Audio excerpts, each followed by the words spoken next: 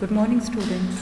आज हम method of ways payments के बारे में पढ़ेंगे और उसके बाद इंसेंटिव और लास्ट में हम इंसेंटिव और बोनस में डिफरेंस देखेंगे। तो फर्स्ट हमारा जो मेथड है वेज प्लान का वो है टाइम रेट सिस्टम।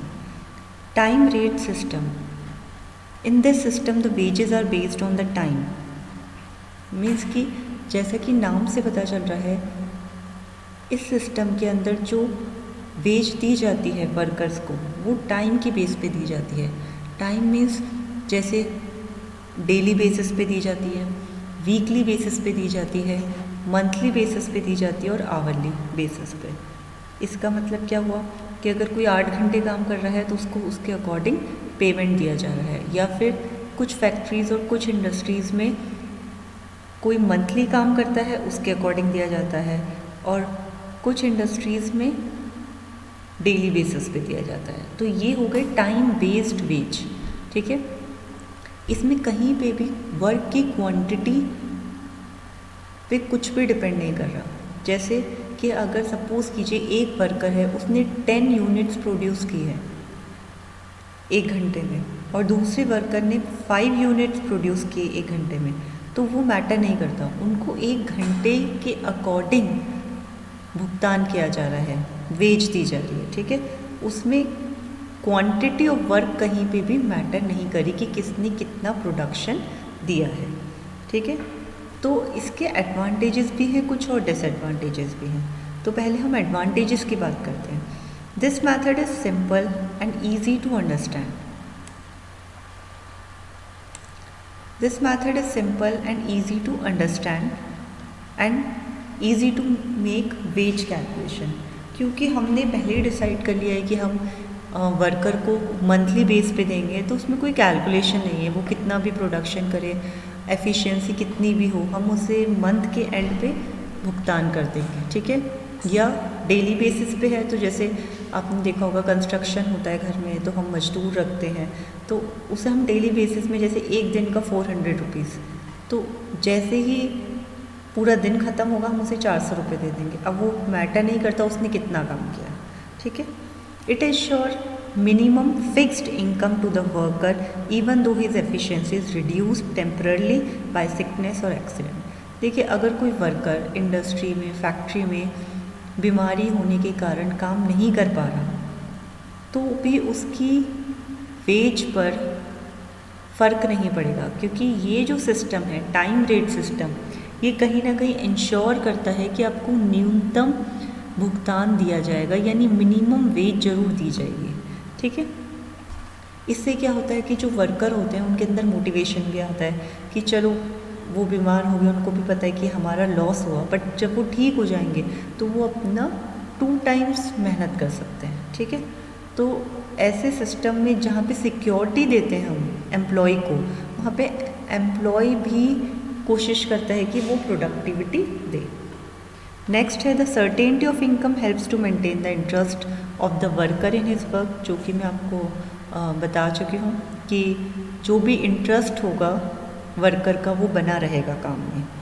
नेक्स्ट है the worker is allowed to take his own time to complete the work, there is no hurry, there is no hurry and this helps to improve the quality of work. तो worker कहीं ना कहीं पूरा time देता है अपना काम को कंप्लीट करने के लिए और किसी भी तरह की जल्दबाजी नहीं होती। जैसे सपोज़ कीजिए कुछ काम होते हैं, अगर उसे 10 के 12 मिनट लग गए तो उसको किसी भी तरह का स्ट्रेस लेने की नीड नहीं है वर्कर को, क्योंकि उसे पता है कि टाइम बाउंडेशन नहीं है। तो मैं अपना काम, अगर कोई स्लो है तो मैं 10 के 12 मिनट में अपने काम को कंप्लीट कर सकता हूँ।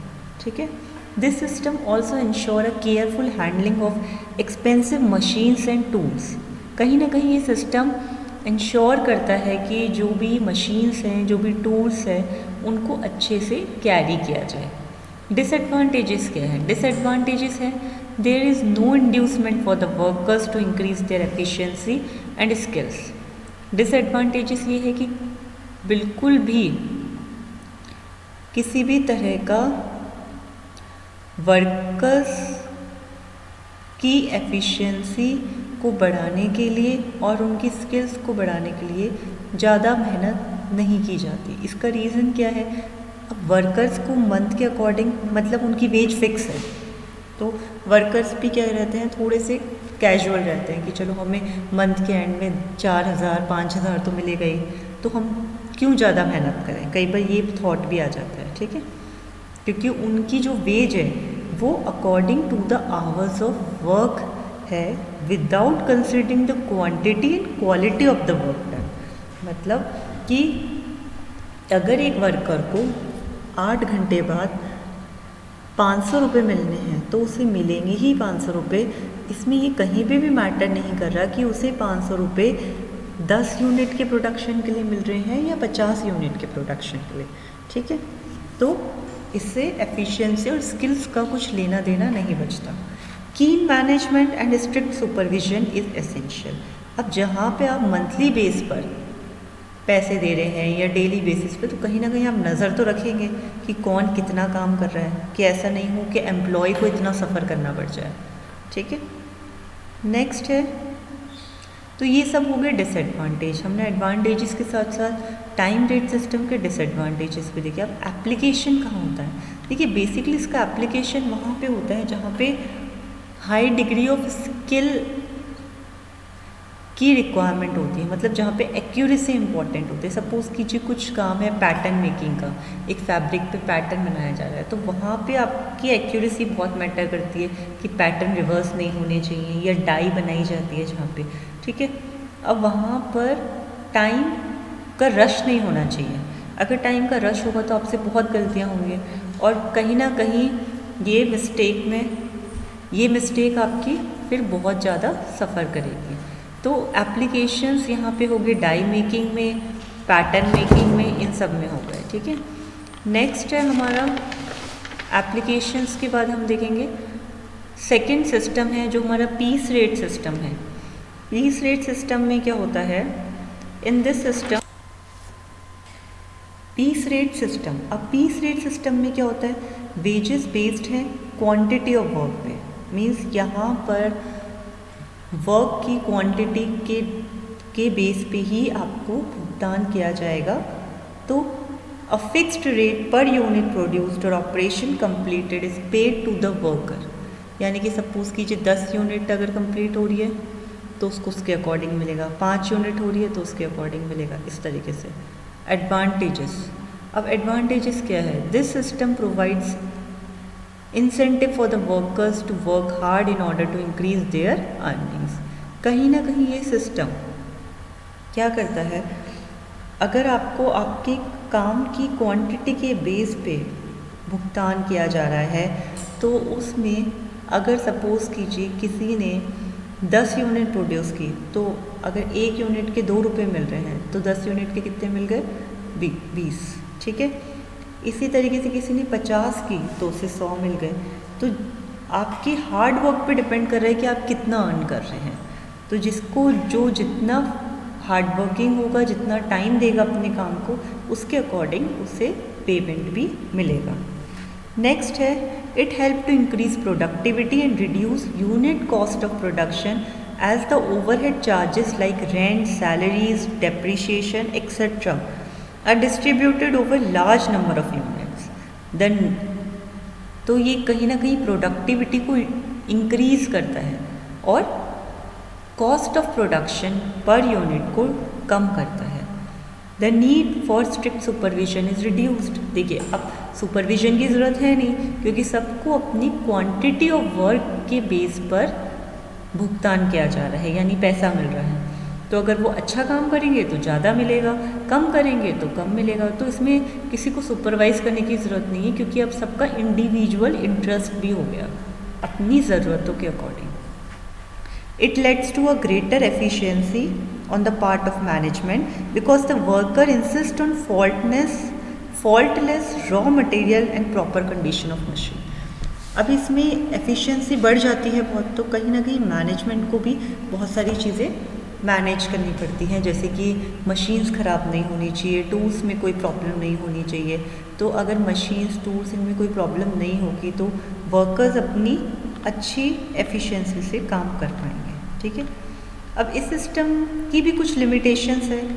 देखिए, जो एक्टिव होंगे, एनर्जेटिक होंगे, कहीं ना कहीं उनको ज़्यादा अर्न करने का मौका मिलेगा, और जो स्लगिश वर्कर्स होंगे, लेज़ी होंगे, उनको कम भुगतान मिलेगा। ठीक है। अब इस सिस्टम की लिमिटेशन ये है कि this system is not suitable in industries in which it is not possible to ascertain the amount of work perform by an individual worker. कुछ इंडस्ट्रीज ऐसी होती हैं जिसमें आप नहीं देख सकते कि किसने कितना काम किया है, मतलब आप उनकी क्वांटिटी ऑफ वर्क को जज नहीं कर सकते। तो उस केस में जब आप क्वांटिटी ऑफ वर्क ही नहीं पता लगा पा रहे किसी वर्कर की, किसने कितना काम किया है, तो वहाँ पे ये सिस्टम आप नहीं लगा सकते। It does not guarantee a fixed minimum wage to a worker and creates a sense of anxiety and uncertainty in his mind. देखिए, कहीं ना कहीं अगर आप फिक्स्ड मिनिमम वेज नहीं दे रहे, यानी सपोज कीजिए आज कोई वर्कर बीमार हो गया, यानी उसने कोई भी यूनिट प्रोडक्शन नहीं किया उसने, तो उसका अमाउंट कितना हो गया, 0। तो ये क्या करता है कि वर्कर्स के अंदर इनसिक्योरिटी डाल देता है। एक इनसिक्योरिटी की भी काम नहीं किया, पैसा नहीं मिला, तो फिर घर कैसे चलेगा। ठीक है। तो मिनिमम वेज नहीं देता ये सिस्टम। A temptation to earn high wage through greater output may lead to excessive speed and strain on the worker. This may increase the number of accidents in the factory. कहीं ना कहीं कुछ जो workers होते हैं उन्हें लगता है कि हम जितना काम करेंगे हमें उतना पैसा मिलेगा, तो वो क्या करते हैं, स्पीड में आ जाते हैं। स्पीड में आ जाते हैं तो गलतियां करने लग जाते हैं। गलतियां करने लग जाते हैं तो कहीं ना कहीं फैक्ट्री में छोटे मोटे एक्सीडेंट, मशीन टूट जाना, टूल का गिर जाना, किसी के लग जाना, ये सब होता है। तो ये जो हरी है, यानी ये जो जल्दबाजी है, ये कई बार नुकसान भी पहुंचा देती है। In order to increase the output the workers may neglect the quality of output and handle the costly tools, machines etcetera. कहीं ना कहीं वर्कर्स का जो आउटपुट है वो इंक्रीज करने के चक्कर में वर्कर्स क्या करते हैं, अपनी क्वालिटी के साथ कंपनसेट कर लेते हैं, यानी क्वालिटी पे ध्यान देना भूल जाते हैं। ठीक है। और मशीन्स, टूल सबको बहुत केयरलेसली हैंडल करते हैं। इसका रीज़न है उन्हें कम से कम टाइम में ज़्यादा से ज़्यादा काम करना है, यानी कम से कम टाइम में ज़्यादा से ज़्यादा प्रोडक्शन करना है। तो मशीन्स भी रफली यूज़ होगी, टूल्स भी रफली यूज़ होंगे, तो ये सिस्टम में थोड़ा सा लॉस है। इसका एप्लीकेशन कहाँ है इस वाले सिस्टम का, यानी पीस वर्क सिस्टम का एप्लीकेशन है where the workers is given a repetitive job और produce same type of unit for which a definite labour rate can be paid. देखिए, ये जो सिस्टम है, हर सिस्टम का एक एप्लीकेशन होता है कि हम कहाँ यूज़ कर सकते हैं। जैसे कि अगर सपोज़ कीजिए कि कहीं पे पैकिंग हो रही है किसी भी प्रोडक्ट की, कुछ भी कह सकते हैं आप, बिस्किट्स की पैकिंग हो रही है, चॉकलेट की पैकिंग हो रही है, तो उसमें क्या है, सेम प्रोसीजर है कि आपको फोल्ड करना है और आगे पास ऑन करना है, और इसमें बहुत सारे वर्कर्स लगे हुए हैं, तो वो रिपीटेटिव जॉब है, यानी सेम जॉब वो करे जा रहे हैं अगेन एंड अगेन। तो उस केस में आप ये वाला सिस्टम अप्लाई कर सकते हैं कि उन्होंने कितनी यूनिट्स को पैक करके निकाल दिया। ठीक है। पर जहाँ पे काम अलग हो जाता है कि पहले ये हो रहा है फिर ये हो रहा है, तो आप ये वाला सिस्टम अप्लाई नहीं कर सकते। नेक्स्ट सिस्टम जो है वो है combination of peace rate and time rate system. देखिए, यानी कि हमने अभी दो सिस्टम पढ़े, एक टाइम रेट सिस्टम, एक पीस रेट। अब दोनों के कॉम्बिनेशन का भी एक सिस्टम बनता है जो कि काफ़ी जगह अप्लाई करते हैं। अब इस सिस्टम में क्या होता है, minimum weekly wages are fixed for each workers. ठीक है, which shall be paid to him irrespective of this output during this week provided he has worked for the full working hours required in a week। देखिए, अब इस system में क्या होता है, जो कंबाइंड सिस्टम है उसमें इनकी मिनिमम वीकली वेज तो फिक्स होती है हर वर्कर की, यानी कि एक हफ्ते का भुगतान तो इनको दिया ही जाएगा। ठीक है। इस पर डिपेंड नहीं करता कि उन्होंने कितना प्रोडक्शन किया है। मिनिमम एक हफ्ते का भुगतान, यानी मिनिमम 1 वीक की सैलरी उनकी फ़िक्स है जो कि उन्हें मिलेगी। और उसमें कंडीशन बस इतनी सी है कि कुछ मिनिमम घंटे काम होना चाहिए। जैसे सपोज़ कीजिए उन्होंने कहा कि हफ्ते में 10 घंटे का काम तो होना ही चाहिए, न्यूनतम वेज तभी मिलेगी, ठीक है। तो ये एक कंडीशन है। The wages for the period of his absence are deducted from the total amount of his wage. तो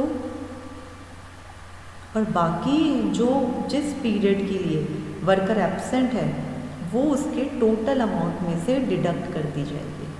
क्लियर? तो आपको ये क्लियर हुआ कि क्या सिस्टम है।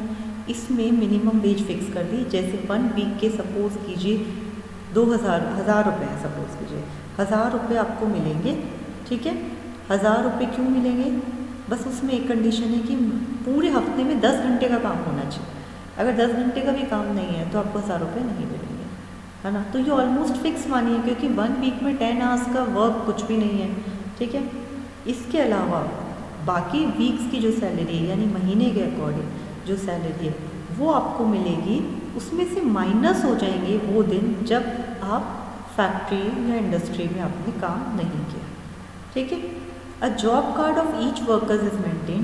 कहीं ना कहीं वर्कर का जॉब कार्ड दिया जाता है हर इंडस्ट्री कंपनी में, जो कि ये शो करता है कि कितना काम आपने कर लिया है इस हफ्ते के अंदर। Piece work rate of each job is fixed in advance. कुछ काम होता है कि भाई इतनी यूनिट्स तो आपको प्रोड्यूस करनी ही है, ठीक है।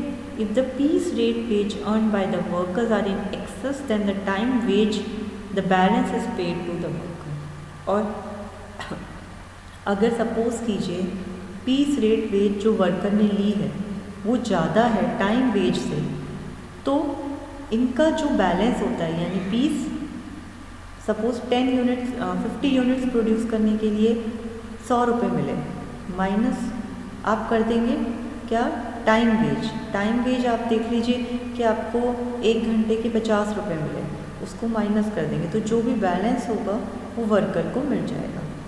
On the other hand, if they are short of time rate, the worker shall have to make good during the next week.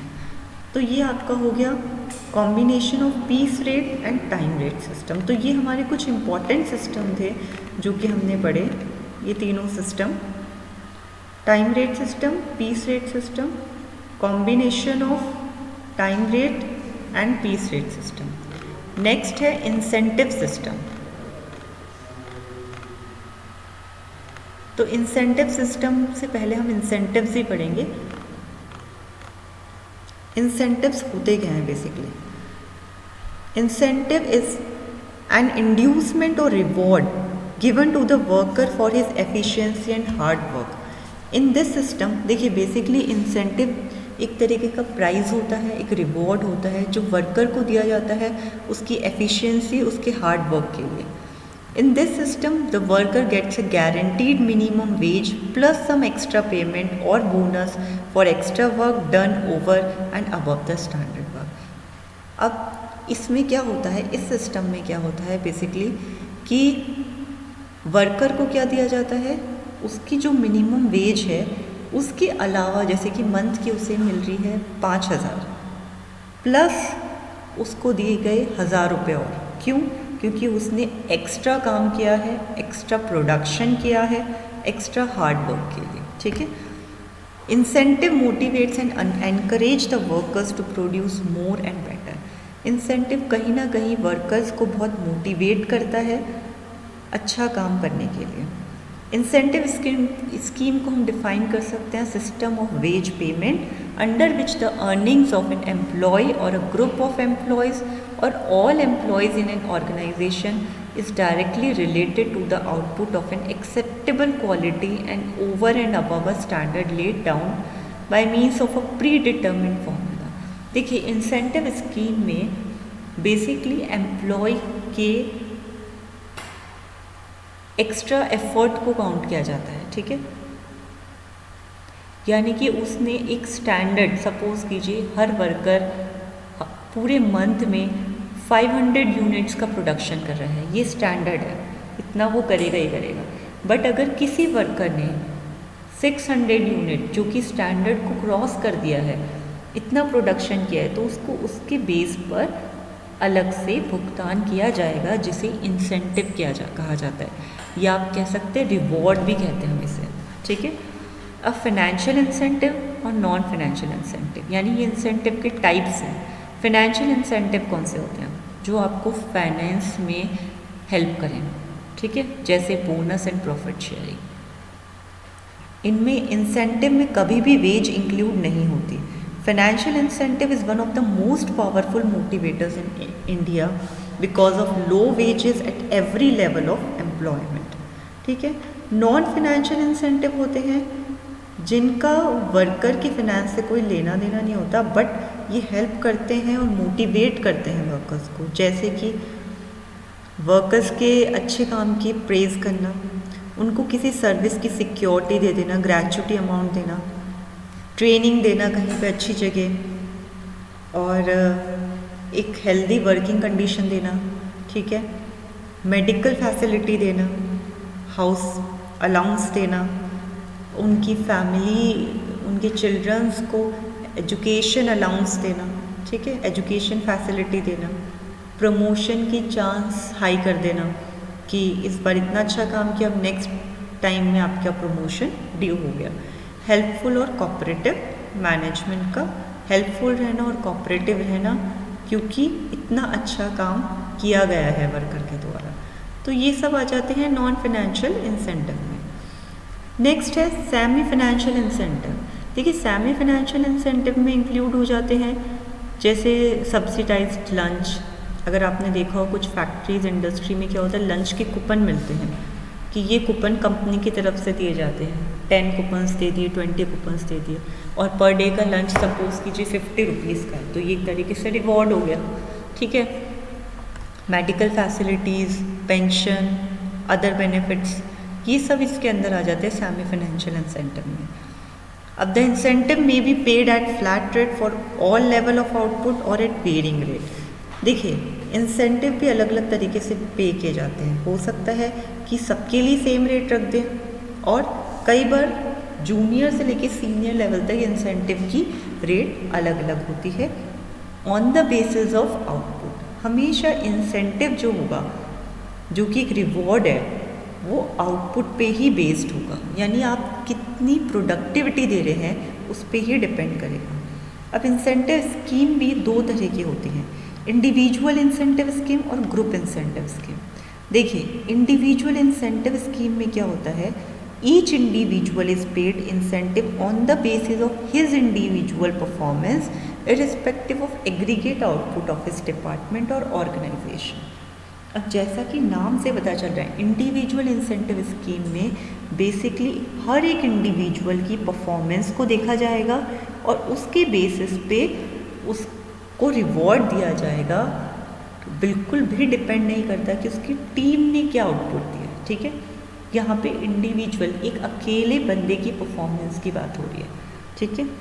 Group incentive scheme में इसका अपोजिट हो जाता है। ग्रुप इंसेंटिव स्कीम में टीम वर्क के according incentive, जैसे एक team को रिवॉर्ड मिलता है।